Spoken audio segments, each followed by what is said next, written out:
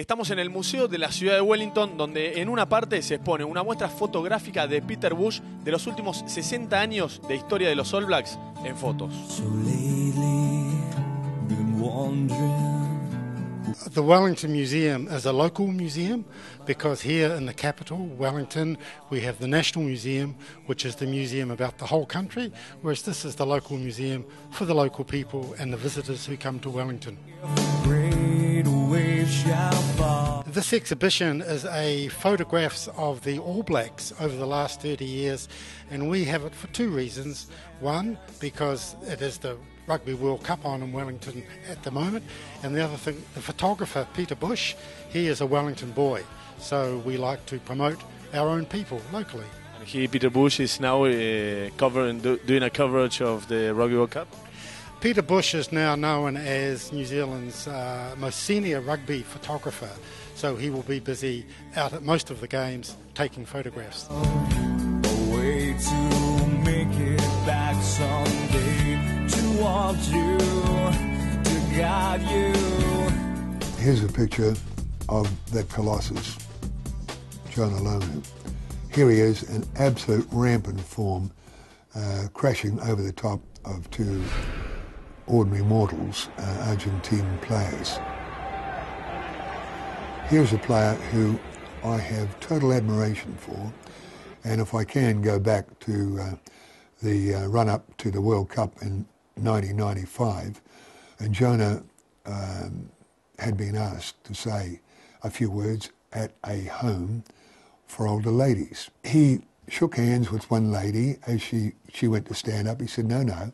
He leaned over and kissed her, and I thought, hello, this is a one-off. But no, very quietly and patiently, he went round the room and he kissed each lady in turn. And to the very oldest lady, he took a cap from his pocket, an All Black cap, and he put it on her head. You know, talk about walk-up start for photographs, click, click, and then he kissed the old lady on both cheeks, and she said, I'll be listening every minute that you play when you go to South Africa for the World Cup.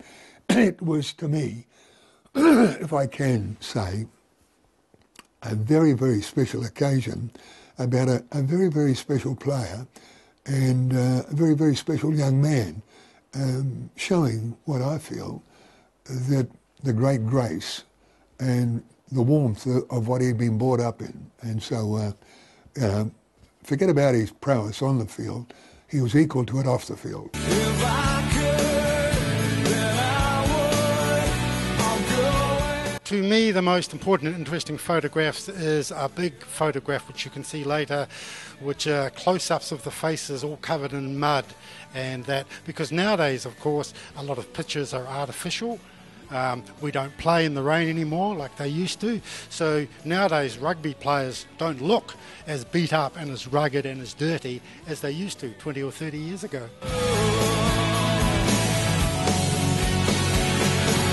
know now just quite how my life and love might still. I think the photos in this exhibition are really interesting. They show us that 20 years ago, rugby was a lot more informal, it was a lot more relaxed, it wasn't so professional. So these photos are historical photographs in a way. They're like a documentary. They show us how things used to be, and we can notice that there are changes to how things are nowadays.